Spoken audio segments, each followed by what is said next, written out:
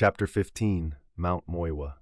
While he was eating his supper in his landlady's living room, Nobuo thought about what he had said to Yoshikawa.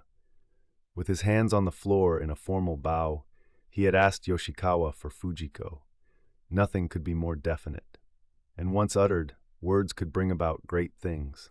How he would love to make it possible for Fujiko, who always had her meals in bed, to take them sitting up like himself. Until now, he had not felt Fujiko's hardships as an invalid in such a closely personal way. He was surprised that he had not been aware of this before. "Please let me marry Fujiko." These words had awakened something that had been dormant in him. "Can you tell me, ma'am, who is the most successful doctor in Sapporo?" Nobuo asked, sipping his tea after supper. His landlady was a widow of over 50 and had a son who was a junior school teacher.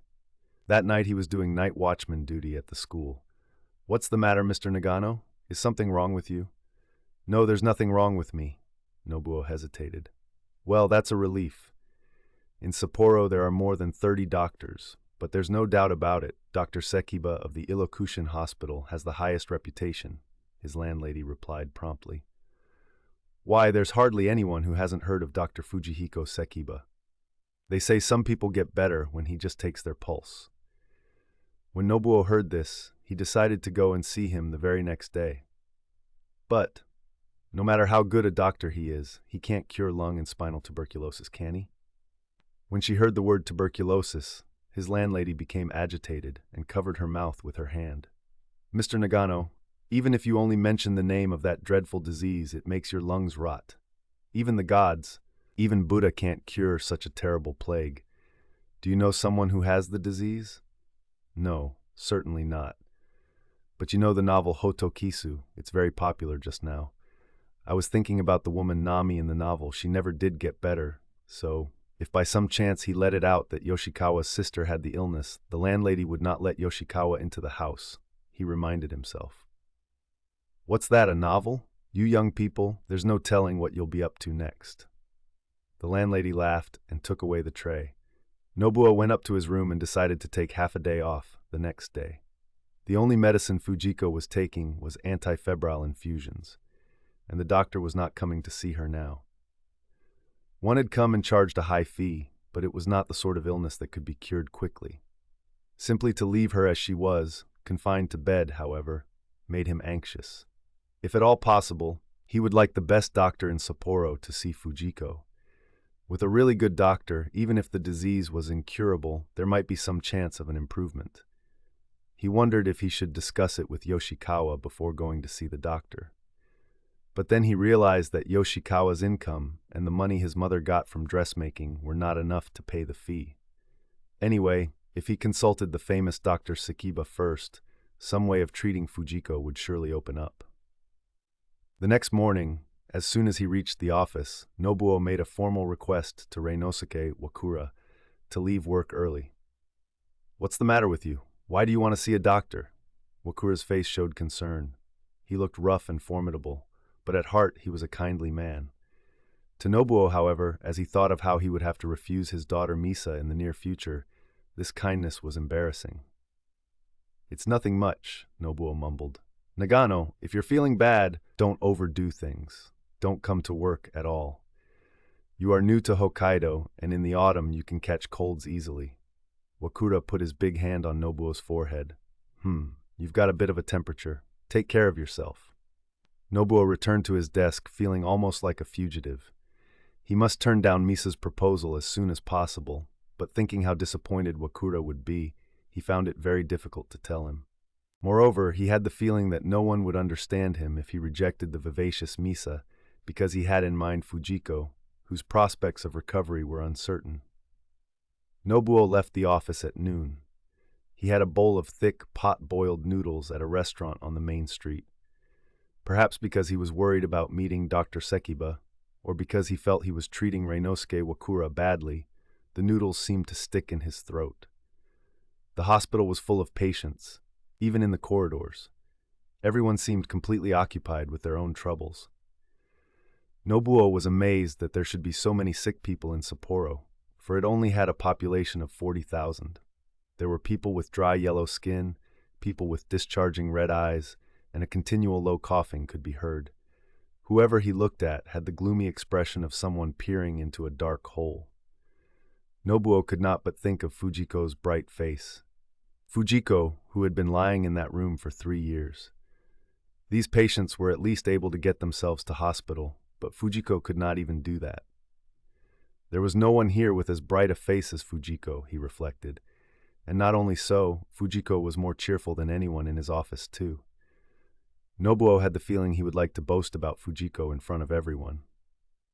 The patients were called one by one into the consulting room, and some of them showed relief on their faces when they came out.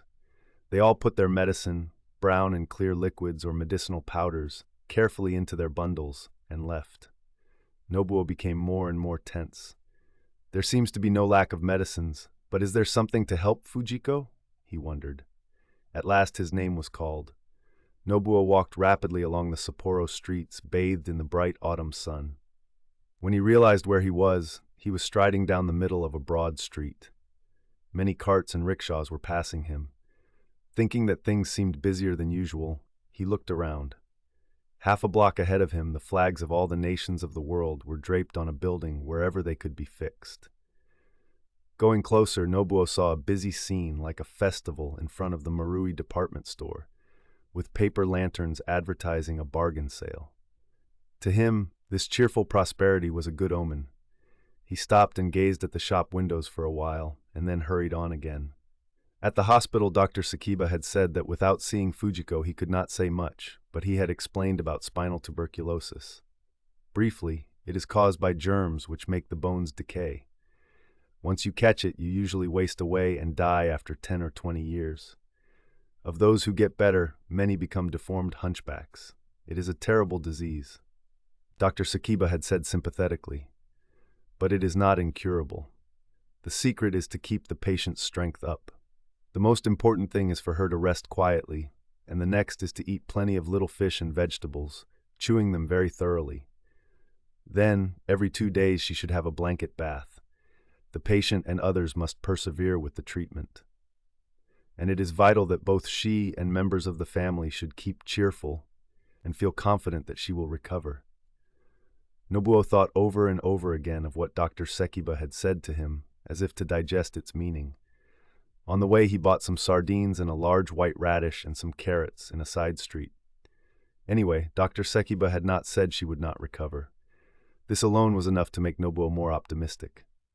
The most difficult thing is to keep the patient's spirits up, Dr. Sakiba had said. Nobuo was thinking about this and imagining Fujiko fully recovered when he looked up by chance and saw Miss Wakura standing about 5 yards away. She was carrying a cloth bundle, as usual. Surely, when I met her before, it was at this same corner, he thought, and gave a flustered bow. This time Misa did not hurry away, but returned his greeting. "Have you been shopping?" Nobuo said. He could not very well go past her. She was standing in the way. "No, I'm just returning from my sewing lesson," Misa said, and did not move. Nobuo was nonplussed. He felt shy of talking to a young woman in broad daylight, but he could not simply disregard her. Was there something you wanted to say?" Nobuo was lost for the right words. "No," Misa stood smiling. He did not know what to do. Her eyes were downcast, flicking up a glance at him now and again. "Well, I'll be saying goodbye." Nobuo hung his head and set off. "Oh!" Misa gave a little cry of surprise. Nobuo looked round and caught a glimpse of the red muslin sash about her waist. She drew her sewing bundle closer to her, and the sash was hidden. Their eyes met, and they bowed again and parted. Nobuo's depression returned. He certainly did not dislike Misa, as he had just seen her.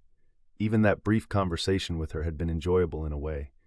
If there had been no Fujiko, he would probably have married Misa, he was inclined to think. But this attitude was unforgivable, considering the vow he had made concerning Fujiko. As if to tear himself away from these thoughts, he turned towards the Yoshikawa's house with quickened steps. But the fact that his heart had warmed for an instant when he met Misa now weighed on his conscience. He decided not to go straight to the Yoshikawa's, and lingered beside the Sosei River that ran through Sapporo from south to north. The sky was cloudless, and he could see Mount Moiwa very clearly. The autumn colors were beginning to show here and there, and the summit wore a purplish mantle. A feeling of desolation overcame him as he gazed at it. The mountain would not change, however long he looked at it, but his affections had been swayed. Why was he so fickle? That mountain was there when Sapporo was virgin forest. Nature is completely indifferent to man, he thought, and envied its detachment. A long white leek was carried past him on the water, bobbing up and down. Its paleness touched a chord in Nobuo's mind. He pictured Fujiko's white face as she lay bedridden and smiled ruefully.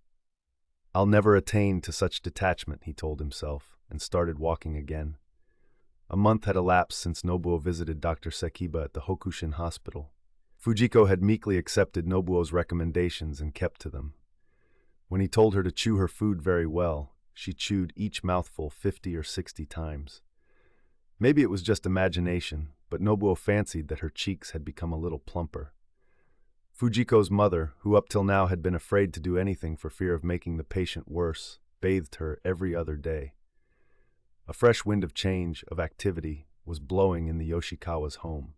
Up till that time the snow had been falling and quickly melting again, but it had showed no sign of melting for 2 or 3 days now. Nobuo was on his way to Reinosuke Wakura's home to decline the offer of marriage to Misa. He walked along streets bright with light reflected from the snow, feeling as wretched as might be expected. Some students from the fencing school passed in the other direction, singing a martial song. When it came to opening the Wakura's front door, Nobuo wanted to turn and run away, but it would not do to go on another day without giving an answer. He opened the outer door determinedly, and Misa drew open the sliding inside door. They could not see each other's face in the darkness. "Good evening, it's Nagano," he said. "Oh!" Misa raised her voice a little and formally invited Nobuo inside. "Ah, it's good of you to come on such a cold night." Reinosuke Wakura threw some wood into the stove and called Misa. "Misa, go and buy some sake." "Oh no, there's no need for sake." When Nobuo protested, Wakura laughed. "I didn't tell you you had to drink." When Misa had gone out, Wakura moved over towards Nobuo. Ajid slapped him on the shoulder. "This isn't the time for so much formality. It's not as if I don't know what you have come for. I shouldn't think there is anything harder to refuse than a proposition of marriage to the daughter of one of your superiors. So if there is any embarrassment, it's the fault of the one who suggested it." Nobuo looked at him in surprise. Although he knew Reinosuke Wakura was a good-natured man, he had steeled himself to hear the inevitable hard comments when he announced his decision. But Wakura had seen things from Nobuo's point of view and understood his feelings. Quite apart from what he thought of Misa, Nobuo felt like replying affectionately, as if to his father-in-law. He bowed deeply, his hands pressed on the tatami matting. "I'm very sorry. There's someone else, I suppose. As Misa's father, I'd very much like to know why you turned down this proposal. Surely you said you had decided on no one else." "Yes, but..." And Nobuo told him quite freely about Fujiko, how that, when Misa had been suggested as his bride, Fujiko had become more dear to him, and how he had made the decision to wait until Fujiko was cured. "I see. The proposal about Misa served to deepen and clarify your love for this girl," said Wakura, and looked steadily at Nobuo. "But what do you plan to do if your girl does not get better even after many years?" "I plan to wait, even if it takes many years." "Well, you're a fool, a big, high-minded fool. Over the centuries, people have been growing a little wiser. I used to think, but there are still great fools like you left." In order to hide his emotions, Reinosuke laughed loudly. Nobuo looked down, without speaking. "You can have your laugh, too, at the doting father. As a matter of fact, I could not bear to tell Misa that the proposal had been turned down. I wanted her to think it came from my side, so I sent her out, but I've given that idea up. I've a feeling I want her to know that there are still people like you in the world. Well, anyway, take great care of that girl of yours." Nobuo gave a deep bow. "Well, that's that. Even if you have this girl, there are other fish in the sea for Misa, but for a young lady with an illness such as yours has, someone like you only appears once in a blue moon. I'm a parent too." With this, Reinosuke Wakura became silent and stared fixedly at the glowing stove. From the kitchen came the sound of his wife chopping food on a board.